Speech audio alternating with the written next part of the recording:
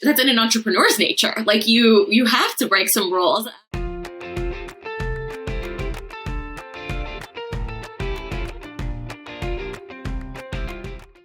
Hi, everyone. It's Kara Goldin from The Kara Goldin Show, and I'm so excited to have my next wonderful entrepreneur with us today. So Sabeena Ladha, who is the founder and CEO of, depending on how you pronounce it, Dough Foods. Dough Foods for sure, but spelled kind of like DE for those of you who haven't tried it or have been living under a rock, whatever. It's this amazing, amazing product, DEUX. So definitely check it out. So it's a gluten-free vegan cookie dough that you can actually just go and sneak a snack from. I was lucky enough to actually be able to try it for the first time and have purchased it since then. It's so good. The favorite flavor is definitely birthday cake. And it's a good one.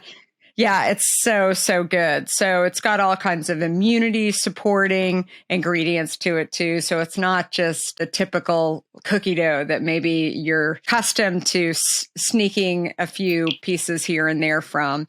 Before founding Dough, Sabeena worked as a marketing analyst for PepsiCo and Diamond Foods. We met from Alyssa, who used to work at Hint, our VP of marketing at one point. And so she had connected us, and really grateful for that conversation and that connection. And similar to my story of founding it in my kitchen, that's Sabeena's story as well. She founded it in her kitchen in October of 2020, not too long ago, after really seeing this need in probably her own life, but then also seeing that she could do something better. So she started it on Instagram and started taking payments on Instagram, which I think is so cool, through Venmo, and just in 6 months, I mean, just totally blew up the business and was confident enough to go and try out for that little show, Shark Tank. We will get into that as well and kind of hear Sabeena's experience and just overall her entrepreneurial journey, because I think as you all know, just learning from other people's experience on how they were thinking about things, what fears they had, all of those kind of things are really what just make us know that we can. And so I'm so excited to have Sabeena on the show today, and so that we can learn a little bit more. So welcome. Thanks, Kara. What an intro. I'm so excited to be here. Super excited. So tell us a little bit about Sabeena, little Sabeena. So did you always know that you were going to be working and, initially as an analyst inside of a large Pepsi, large company in the beverage industry? Did you always think you were going to be an entrepreneur? Tell me a little bit about sort of where your head was at as a little person. I never thought I would be an entrepreneur, but now that I look back at how I was as a kid, like breaking rules and always wanting something better, those are, clear skill sets and kind of personality traits of an entrepreneur, which I really got from my dad. So my dad was the OG entrepreneur. He moved to America in 1975. And didn't have much of an education. So he was an entrepreneur. So he wasn't doing it necessarily because he got to do it. Like I, am privileged enough to get to do it. He was doing it because he kind of had to do it. So he started out, driving a cab. He started working at a deli. And then he saved up enough money to buy a convenience store in Fort Worth in Texas. And that was kind of the culmination of his American dream. And so it kind of, ran in my blood.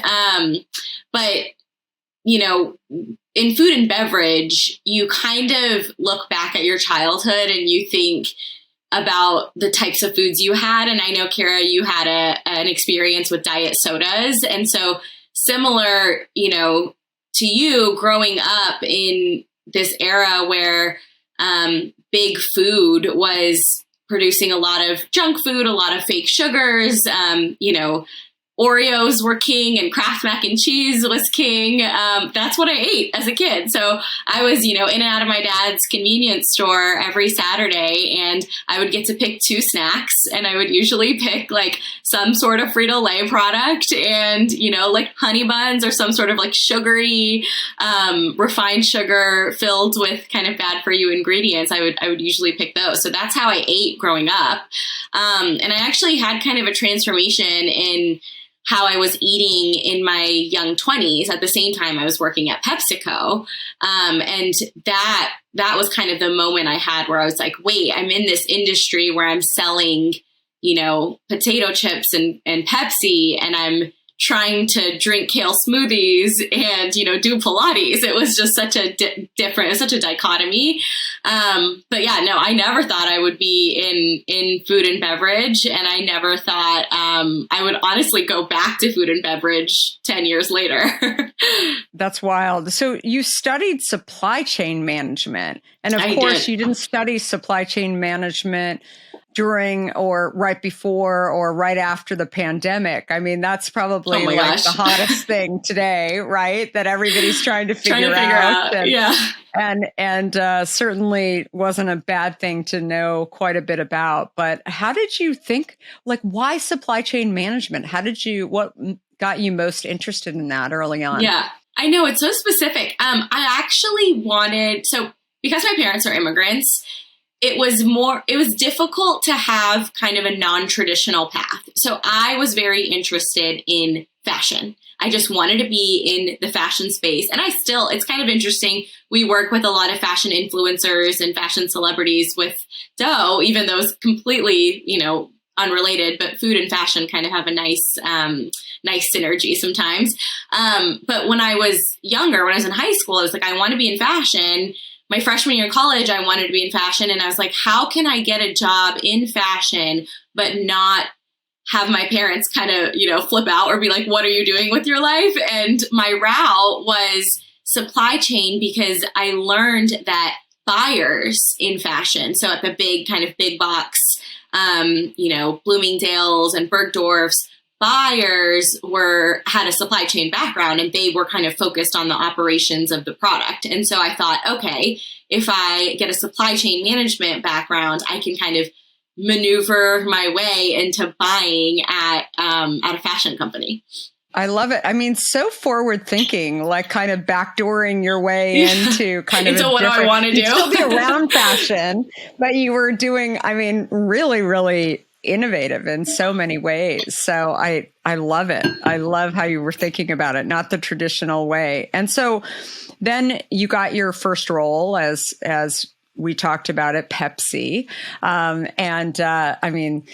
I've heard for years they have such an amazing training program. Really do. Actually going in to learn so many different aspects. What do you think was like the key thing that surprised you and when you first started working? Like what was kind of, when you think back on when you were getting a job at Pepsi, you were an analyst there. What did you think like you were going to be, I don't know, like doing or what was kind of the most surprising thing about it? So there were 2 things that surprised me. And one was, at least in the marketing department, the marketers who were marketing the products were not actually consumers of the products. So it was so interesting that everyone on my team was actually very similar to me, that would like take spin classes, and they were trying to eat healthy, and they would have salads for lunch. And they weren't the target market. And so I think, to your point about it being a really good training ground, I think it was such a good training ground because you have to market something you're not a consumer of. So if you can market something that you're not a consumer of, then you sure as hell can market something that you are a consumer of, right? And it's all about learning those consumer insights. So that was kind of the first thing that surprised me. And then the second thing was actually how kind of entrepreneurial it was there. And I joked that I was an entrepreneur for a lot of my early careers because I was obviously at these big major corporations, but I was able to be entrepreneurial because I had these sponsors and these people that I worked for that allowed me to do that. And that's something, I always try to do for my team as well. It's like, you work for a company, but you are an entrepreneur. And so I had this VP named Ram, and he was my first VP. He ended up being the CMO of Frito-Lay and now is a CEO of a PepsiCo business unit. So he's still there, but he always would kind of like whisper to me to break the rules. And so, that's like in my nature, that's in an entrepreneur's nature. Like you have to break some rules. And so I think that kind of I already had that entrepreneurial spirit in me, but he specifically, and there were a couple of other sponsors that I worked for that allowed me to kind of be entrepreneurial and kind of hone that skill set. And then when I went off on my own, it actually wasn't as scary because I felt I had done it before, obviously with a safety net, but it was much less scary than if I hadn't had that kind of convincing to kind of break some rules. That's so great. So you left and went into McKinsey and decided to go the consulting route. It's actually really interesting. I feel like, again, you sort of paved your own way. Oftentimes you go from consulting into a brand, right? I love it. And what did you learn from going into a consultant?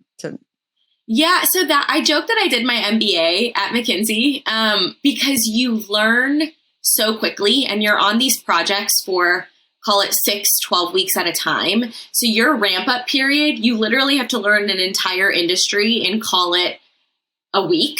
And then after that, you have to start giving recommendations. So you kind of have this skill set of picking something up really quickly. And when you're you know this so well, when you start your own company, you don't know a lot. And so you kind of you have to be able to understand and kind of go really deep, really fast on a problem or a topic and then act on it pretty quickly. And there's not a lot of time to make decisions, right? So I think learning that speed and almost that like turnover of understanding a problem, going really deep on it, and then being able to take action from it is something that consulting really teaches you. And honestly, being able to get out of CPG for a little while was nice. So I worked on everything from like medical waste management to telco and media to luxury cars.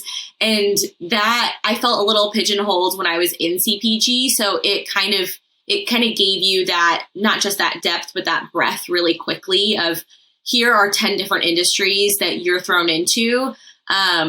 Because I was a little scared being in CPG. I was like, I know my path. I'm going to become, a director and then a senior director and then a VP and then I'm going to be the CMO and then like I'm going to die as a CMO of a CPG company.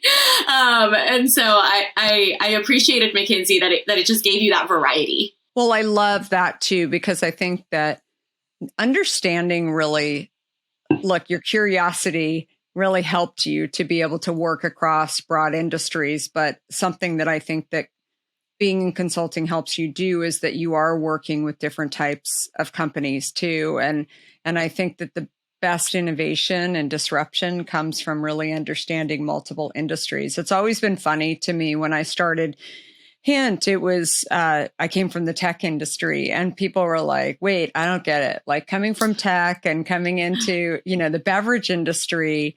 But, now it really seems like the most innovative ideas today are the ones and companies are really the ones that kind of think differently. I mean, Steve Jobs coined that term, I guess, but it's like, it really is true. I mean, you're not, Warby Parker, they're not coming from Luxottica, right? They're coming from a totally different industry and they're adding different components from different industries in. So I think that, working in a consulting agency or working in a consulting company, we actually had the president of McKinsey on here, not really talking about consulting roles in particular, but about culture. And, she was really talking about culture across different industries and what they were seeing. And anyway, it was just fascinating to me. And they really do kind of have the pot, so to speak, of all these different industries. So really, really cool experience for sure. So Deux was born. I mean, it was born during the pandemic, but you were thinking about it before the pandemic started, obviously, right? I mean, you were I was thinking about, it's funny because I was thinking about and I'm sure you beforehand had 100 different ideas, because if your mind is, if you are entrepreneurial, you kind of always have an idea because you see problems everywhere and you're like, oh, like should I start a company to fix that problem? Or is that market big enough? And so I had actually tested a couple of ideas before Dough. But truly, when I was taking, and I don't know if you did this, but I took a ton of supplements during the pandemic. So I would take, zinc and elderberry and vitamin C and those like lithospheric gels that taste like so horrible. But all of it as kind of immunity horsepower, right? To like build my body just as insurance versus COVID, whether or not it worked. Right. It was making me feel like I was doing something and getting my body healthier in case I did get it. And the experience of taking that many supplements, and it's funny because the supplement industry is a giant industry, right? And everyone in my age group, I would say millennial females, takes, a fistful of supplements every morning, whatever different types it is, your probiotics, your turmeric, whatever. And I was taking those supplements and I was getting a ton of heartburn. I was getting them stuck in my throat. I was like, this is like a horrible experience. Why can't I have a real food supplement where I'm not just like taking down these pills and it's an actual food? So the original concept was actually like a famous Amos cookie that got all of your vitamins in one tiny bite. And I went down that path and kind of explored the cookie category, and I did not want to touch it with a 10-foot pole because there are so many brands. There's a ton of innovation in it.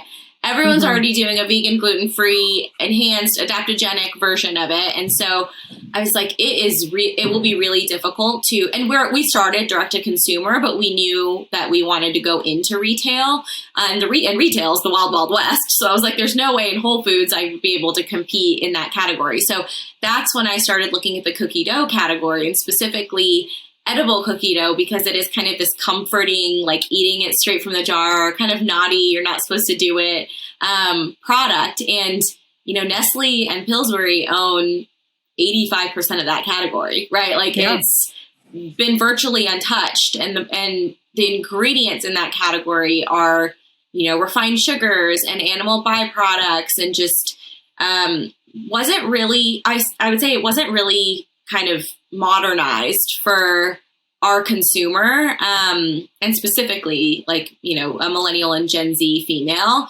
And we had left that category. Like the last time I bought Toll House was, call it 10, 15 years ago, maybe.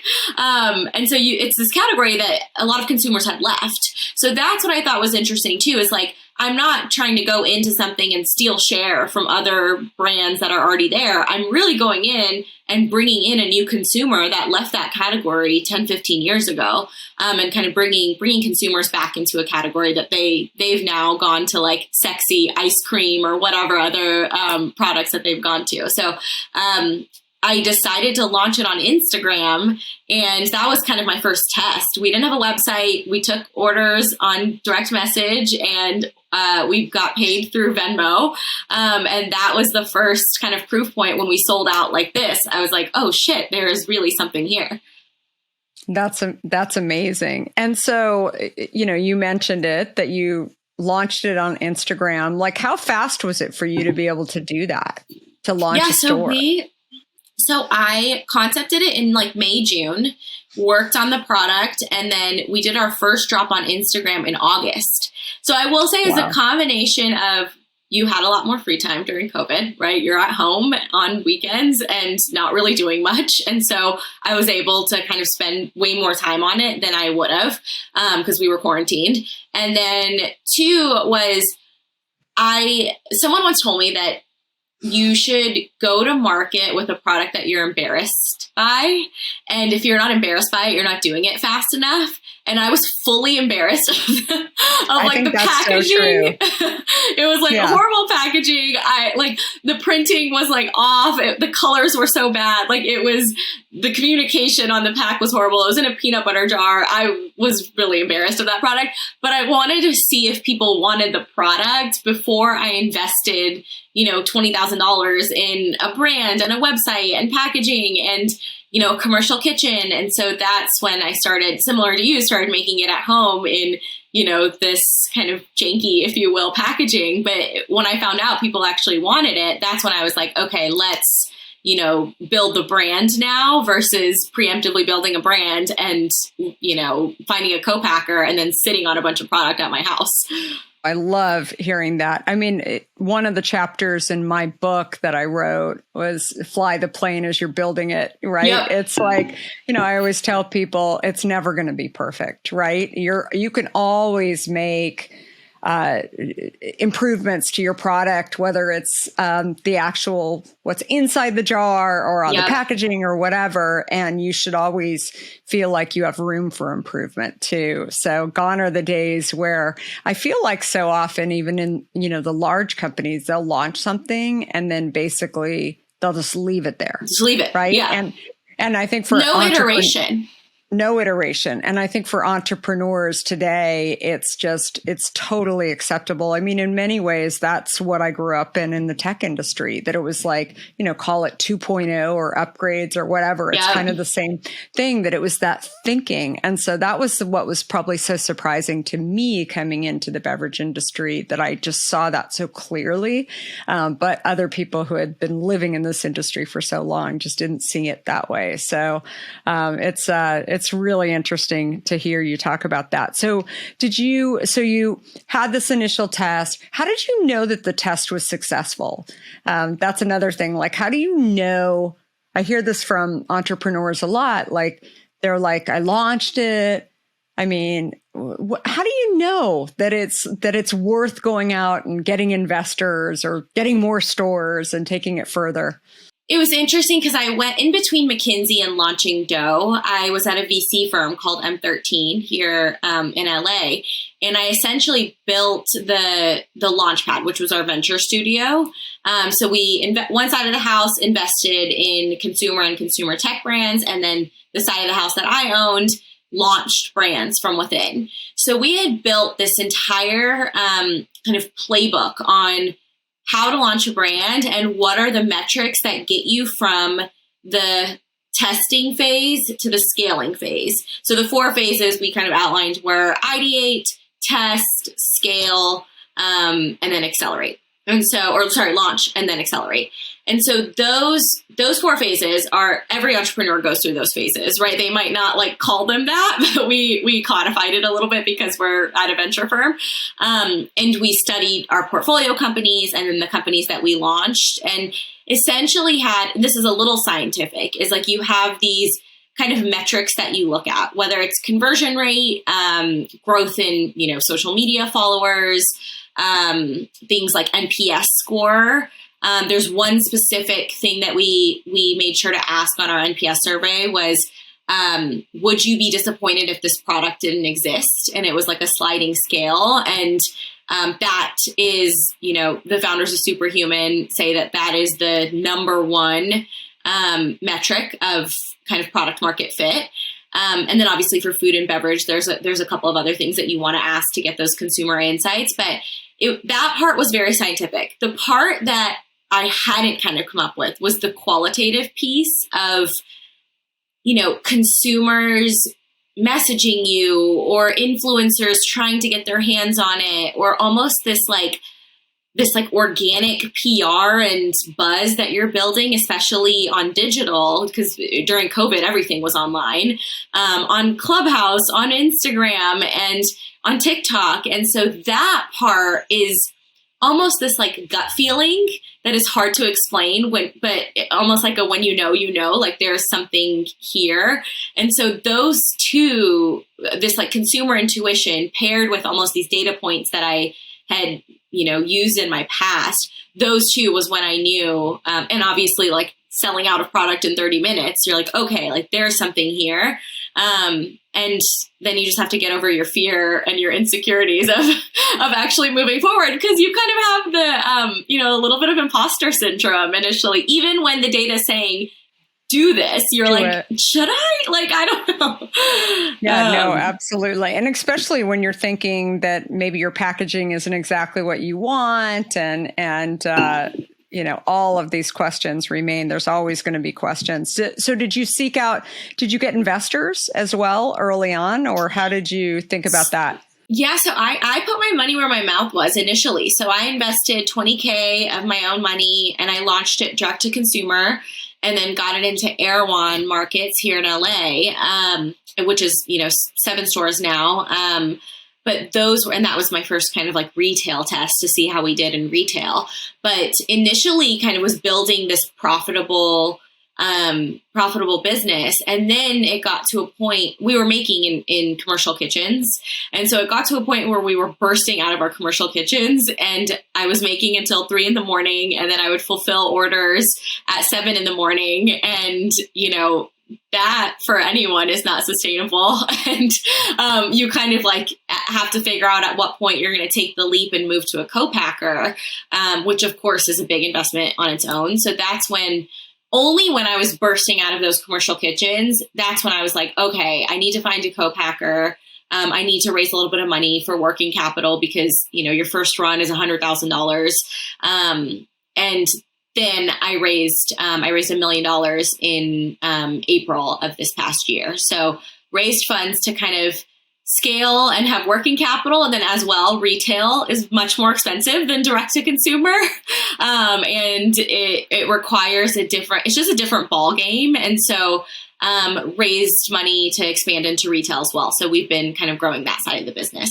That's awesome. That's so great. And I read somewhere where you recently raised $1 million and seed money, and to really even get more traction. I think it's especially interesting to me, knowing that you had been at Pepsi, you worked in venture, you had seen a lot of different deals, and, you're being scrappy. I mean, you can go do it. You don't need to go and, raise a ton of money, and that shouldn't be in your way of going and getting some traction out there. Cause I always believe too, that if you can go get traction, the money will be there. The money will end up being there, and you can get it at, much better rates. And yeah. No, that's exactly, that's kind of exactly the one. So when I raised, I had 6 months of data. And so it took me honestly 1 week to raise $1 million. Whereas a lot of my peers were like, I've been raising for 2-3 months. I can't close this round. And truly it's because we had 6 months of data saying people want this product. And I think that's something that people struggle with, is they have a deck and they're like, I want to raise money off of this deck, but they don't have a product, or they haven't made $1 yet to go to justify that valuation or justify anything really. And so I think that's where it's been a little bit easier on me to raise money, is because we had, we were scrappy early on and had the proof points before, I wasn't just showing someone a pretty picture being like, I want to make this product. That's such valuable advice for people, because I think that they always think like, that I've got to go out and raise a ton of money. And I think initially there's so many more ways to do it. And you're right, it is more expensive to get into retail stores. But I think also if you can show your turns, if you can show, start somewhere, show your turns, not only in the retail space, but you've been able to show it on digital as well. You have a great understanding of, cost of acquiring a customer and loyalty to that. All of those things I think are really, really valuable.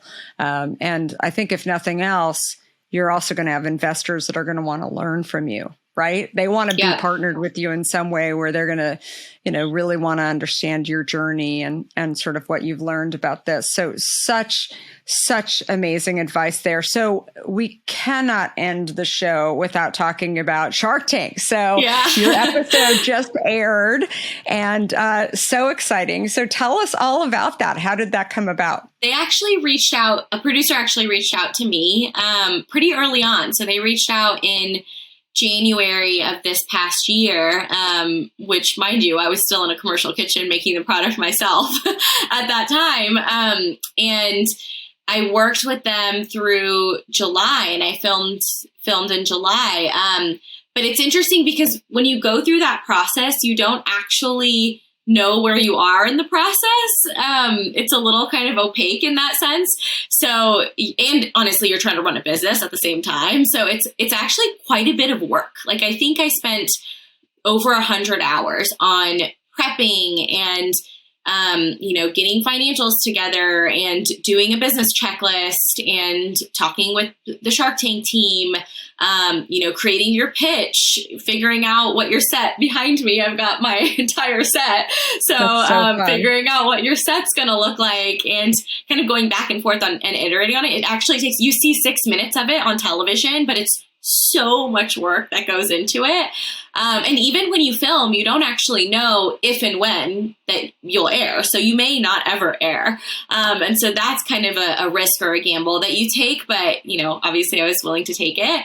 And I aired a couple weeks ago, and it has been just a wild whirlwind of an experience. So, I say this a lot, but I'm practicing stoicism a little bit because in my first year, I had really high highs and really low lows. So I'm trying to be a little more even keeled. And Shark Tank had both that high and that low because, you get obviously that publicity and you get investor outreach and retailer outreach and your, obviously the revenue that comes with it, which is amazing. But then you also get a lot of kind of unsolicited comments and, Reddit threads and tweets and like all of that stuff that people say, like, don't ever read those. But obviously that's easier said than done. And so, of course, I read all of them. But it's funny because there were quite a few comments that were, about my outfit or how I shouldn't have negotiated. And so I did a TikTok about all of those kind of misogynistic comments that I received, and that went viral. So that was actually the biggest outcome from the show, was that viral TikTok, because people were floored. I think that the outfit judging was a big thing because no one ever talks about a man's outfit on Shark Tank, but people had a lot to say about my hot pink suit. So, it's been an interesting roller coaster since then. That's wild. Did you actually get the funding or did you end up taking the funding? No. So it was a really dramatic episode. I got an offer from Robert, and then I negotiated, and then he reneged his offer. So it's a spicy episode. If you haven't seen it, you should watch it. It's episode 6, I believe. Oh my God. I can't wait to watch it. So that's amazing. There's so many different ones that I've heard. We had Jiggy on here. Oh yeah, I love Jiggy. Puzzle. Yeah. So we've had so many over the years. So it's been it's a lot of fun to kind of think back and frankly, not all of the ones where it didn't work out are, they're not failures just because the Shark Tank situation didn't actually end up to be the way that maybe they had anticipated or hoped or whatever. It just wasn't the right deal, and they knew their walk away. And I think it's a little tough too when you've raised, because you also know what your market value is. And so I think there's a little bit of you can kind of tell the difference too of the different types of companies is now it used to be more like local businesses and mom and pops. And now it's really different. There are some of those, but there are a lot of people who've raised, $1 to $5 million. And that's also a different ballgame. So, it's interesting what position you're in when you go in there. I love it. So great. Well, thank you so much. Where do people find out more about Sabeena and also Deux? And definitely if they're not in the Los Angeles area, where do they purchase your product? Yes, eatdeux.com. So eatdeux.com. We've got a ton of stores in New York as well. So Westside Markets, Brooklyn Fair, Foragers. You can go on our website. We've got a store locator. Or you can buy online. We've got 2-day shipping, so we're pretty quick. And follow us on Instagram. I would say our Instagram and our TikTok are wildly entertaining. Our, social media and content manager is amazing. And so we're not just another brand on Instagram. We've got a lot of sass and a lot of wit. So it's EATDEUX. I love it. So great. Well, thank you so much, Sabeena. And thanks so much for sharing your whole journey. So educational and entertaining and inspirational. So I absolutely love it. And honestly, everybody pick up Deux, and the drip product is amazing. So definitely pick it up. And I can't wait to see what more you guys do as well. So I'll be so excited to watch your journey continue to expand. And thanks everyone for listening. We're here every Monday and Wednesday. And please, please, please, if you haven't subscribed, definitely subscribe. Give this episode 5 stars on any of the platforms that you listen to the Kara Goldin Show on. And if you haven't picked up a copy of my book, which I can't believe it came out a year ago now, I highly recommend it. Thank you. So crazy, but definitely pick up a copy, and I hope you'll follow me on social media at Kara Goldin with an I, and let me know what you think of the book. And of course, pick up a case of Hint water or sunscreen or any of the other products that we've done. And hopefully you guys all have a fantastic rest of the week. So thanks again, Sabeena.